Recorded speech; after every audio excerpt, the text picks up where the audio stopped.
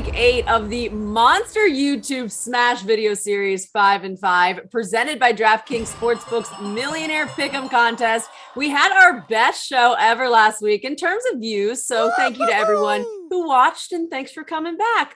Also, welcome back to our NFL betting expert, Raheem Palmer. I'm your host, Amanda Rose. And while it was our most watched show last week, the picks didn't end up being the best. What happened, Raheem? I stank it up, man. Here's the thing. I'm gonna tell you something.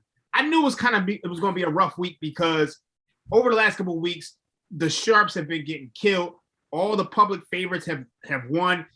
I read a stat the other day that says no favorite of 7 or more has lost this season. That's rare for an NFL where you have parity and it reigns supreme. So that's going to change soon. Yeah, and let's just talk about why you're still wearing Philadelphia Eagles stuff. Okay, same shirt as last week. I faded your New Orleans -4.5 pick with the Seahawks plus 4.5. Cover god Geno Smith led the Seahawks to defeat, but not for gamblers. He covered that spread. To pay off your lost bet last week, you need to look into the camera, give a heartfelt apology to Geno, and explain why he's so amazing. Geno Smith, I apologize for doubting your skill and your ability to cover. Look, you tried your hardest. You tried your hardest to get us that cover. You tried to throw a pick six at the end of the game. You almost got us a safety, but I got to give you credit for not running out of the back of the end zone like Dan or Orlovsky or whatever his name is. You got it done, and I'm proud of you. All right, great job, Raheem. I'm sure Geno is watching, and I'm sure he feels so much better now. So it's time to get to your picks. This week, NFL Sunday falls on Halloween, so tell us how to win enough cash to pay off the 12-foot skeleton we all bought for our front yard. Indianapolis Colts plus 1.5. Look, the Tennessee Titans, they may have beaten the Buffalo Bills and the Kansas City Chiefs in back-to-back weeks, but Halloween is going to be a nightmare because I like the Indianapolis Colts here. When you look at the Titans, this is still a defensive unit that is 22nd in defensive efficiency, 21st in EPA per play. They still can't stop the run. They're 29th in rushing success rate, so expect Jonathan Taylor to run all over this Titans defense. Carson Wentz has been dominant over the last 4 weeks of the season. He's 3rd in EPA per play. I expect him to pass all over this Titans defense and lead the Colts to a win. So that's what we're going with. We're going with the Carolina Panthers plus 2.5. This is a great spot to sell high on the Atlanta Falcons. They won 3 out of the last 4 games against the New York Giants, New York Jets, Miami Dolphins. Those defenses ranked 23rd, 27th, and 28th in EPA per play. None of them have a pass rush. The Carolina Panthers are 4th in ESPN's pass rush win rate, so they're going to get to Matt Ryan. We all know that he's a statue. It's going to be problematic for this Falcons team. And then when you look at the defense is 30th in scoring defense, giving 29.3 points per game, and they're banged up at corner. So take the Carolina Panthers, a good spot to sell high on the Falcons, and a good bounce back spot for Sam Darnold. We're going to go with the Los Angeles Chargers minus 5.5. The great Tupac Shakur once said, payback, we knew y'all from way back, and that's exactly what's going to happen here. The Chargers, they played the Patriots last year. They got blown out 45-0. This is a different coaching staff. Brandon Staley has stepped in. Justin Herbert has proven that he's an MVP candidate. When you look at this Patriots team, they're really, really, really overrated on offense.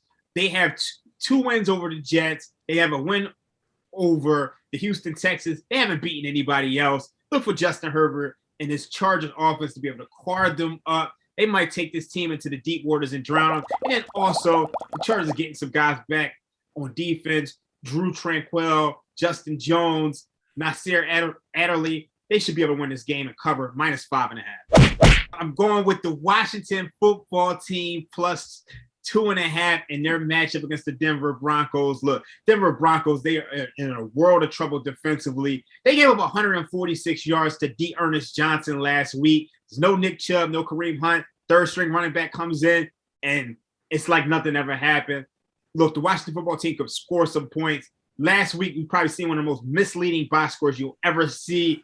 They had drive into the Green Bay 27, 23, 1, 3, and 12. They scored on none of them. I expect it to regress to the mean this week against this Denver Broncos team that's bombed out and depleted.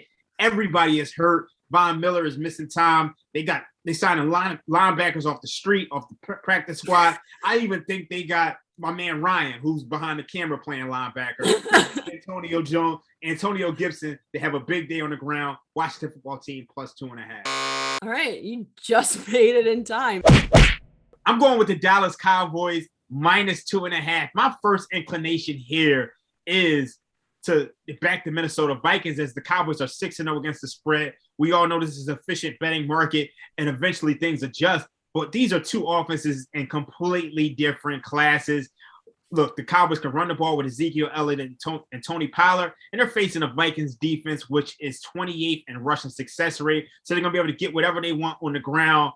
Mike Zimmer is a conservative head coach, and I think the Cowboys have an edge, being that they're going to go for it on fourth down. They're going to be aggressive. Whereas Mike Zimmer might actually punt the ball in these fourth and short situations. So that means the Cowboys are going to get an edge and extra possessions.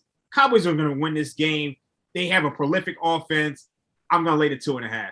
And just to recap, Raheem likes the Dallas Cowboys minus 2.5 and the Minnesota Vikings, Washington football team plus 2.5 at Denver Broncos, Los Angeles Chargers minus 5.5 versus New England Patriots, Carolina Panthers plus 2.5 at Atlanta Falcons, and the Indianapolis Colts plus 1.5 versus the Tennessee Titans.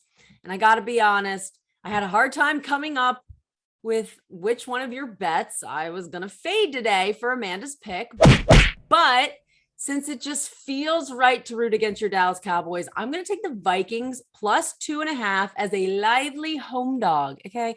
According to our action app, there is a lot of sharp money coming into this Minnesota side. In fact, the Vikings are getting 58% of the money on 19% of the bets.